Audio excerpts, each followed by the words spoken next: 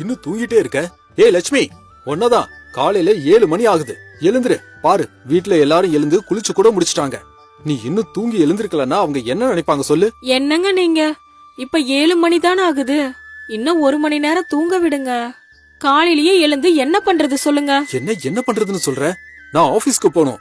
எனக்கு சாப்பாடு கட்டி கொடுக்க மாட்டியா? 9 மணிக்கெல்லாம் நான் ஆபீஸ்ல இருக்கணும். ஏங்க, உங்க அம்மா தானே தினமும் உங்களுக்கு டிஃபன் பாக்ஸ் கட்டி கொடுப்பாங்க. இப்ப என்னடானா என்ன கேக்குறீங்க? நீ புதுசா வந்திருக்கல்ல, அதனாலதான் உனக்கு எந்த வேலையும் கொடுக்கல. இன்னும் எத்தனை நாளைக்கு தான் நீ எந்த வேலையும் செய்யாம இருப்ப? போய் எனக்கு கேரேஜ் ரெடி பண்ணு. உனக்கு தேவையான காய்கறிங்க எல்லாம் கூடையில இருக்கும் பாரு. உனக்கு ஏதாவது தேவைப்பட்டா எங்க அம்மா கிட்ட கேளு, தருவாங்க. இந்த மாதிரி எல்லாம் இருக்குன்னு தெரிஞ்சுதான் நான் கல்யாணம் பண்ணிக்க மாட்டேனே சொன்னேன். சரிங்க, நான் சமைக்கிறேன். ஆனா உங்களுக்கு என்ன சமையல்லாம் பிடிக்கும்? உருளைக்கிழங்கு சமைச்சு கொடு. இதெல்லாம் எங்கேயும் எப்பயும் பார்க்கவே இல்லையா? இப்பதான் புதுசா பாக்குறியா? ஆமா, உனக்கு அம்மா இருந்திருந்தா எல்லாம் தெரிஞ்சிருக்கும். எனக்கு அம்மா இல்லனாலும் எங்க அப்பா தான் என்ன நல்லா பாத்துட்டு இருந்தாரு. எனக்கு அம்மானாலும் அப்பானாலும் எங்க அப்பா தான். சரி, லேட் ஆகுது. சீக்கிரம் சமைச்சு எனக்கு டிஃபன் பாக்ஸ்ல போட்டு கொடு. அது சரிங்க, எனக்கு உருளைக்கிழங்கு சமைக்க தெரியாதே. கத்திரிக்காய் குழம்பு செய்ய தெரியும். செய்யட்டுமா? சரி, ஏதாவது ஒண்ணு பண்ணு. ஆனா சீக்கிரமா பண்ணு. ஏற்கனவே 8 மணி ஆயிடுச்சு. இதுவே நீ காலையிலேயே எழுந்திருந்தா இந்நேரத்துக்கு சமையலே முடிஞ்சிருக்கும். அதுக்கப்புறம் லட்சுமி எழுந்து சமையல் அறைக்கு போறாங்க.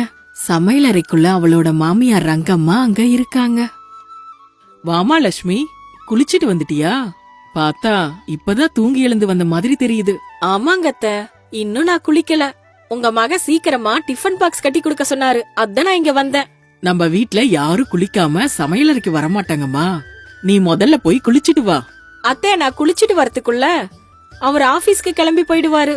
முதல்ல நான் சமைச்சிட்டு அப்புறம் நான் போய் குளிக்கிறேன். அவனுக்கு நான் டிஃபன் பாக்ஸ் கட்டி கொடுத்துறேன். முதல்ல நீ போய் குளிச்சிட்டு வா. லட்சுமி கொஞ்ச நேரம் கழிச்சு குளிச்சிட்டு வராங்க. அந்த நேரத்துல சீனிவாசன் ஆபீஸ்க்கு கிளம்பி போயிடுறாரு. இங்க பாருமா, எங்க வீட்ல எல்லாரும் காலையில 5 மணிக்கே எந்திரிச்சிடுவோம்.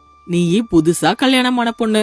நீ குறைஞ்சபட்சம் 6 மணிக்காவது எழுந்து குளிச்சாதான் உன் புருஷனுக்கு காலையில டிஃபனும் மதிய சாப்பாடு கேரியரும் கட்டி கொடுக்க முடியும். அதெல்லாம் நீங்களே பாத்துக்கிறீங்கல்ல. ஆனாலும் என்னால அவ்வளவு சீக்கிரம் எழுந்திருக்க முடியாது. சரி, முயற்சி பண்ணி பாக்கறேன். சரிமா, நீ முதல்ல டிஃபனை சாப்பிட்டு அதுக்கப்புறம் இந்த பாத்திரத்தெல்லாம் கழுவி வச்சிடு. என்னது? இதெல்லாம் நான் கழுவி வைக்கணுமா? என்னால முடியாது. இந்த வீட்ல வேலைக்காரி இல்லையா? எங்க வீட்ல வேலையெல்லாம் நாங்களே பாத்துக்குவோம். நம்ம வேலை நாம செஞ்சுக்கிறதுல என்ன தப்பு இருக்கு? உங்க வீட்ல வேலைக்காரி இருக்காளாமா? இல்ல, ஆனா எங்க பாட்டிமா இருக்காங்கல்ல, எல்லாம் அவங்களே பாத்துக்குவாங்க. எனக்கு இந்த வேலையெல்லாம் சுத்தமா தெரியாது. அப்படின்னா வரும்போது உங்க பாட்டிமாவை கூட்டிட்டு வர வேண்டியதுதானே? அதுக்காக இல்லம்மா, நீ கொஞ்சம் பொறுப்புகளை கத்துக்க வேண்டியது இருக்கு. இந்த மாதிரி எல்லாம் இருக்குன்னு தான் நான் கல்யாணமே வேண்டாம்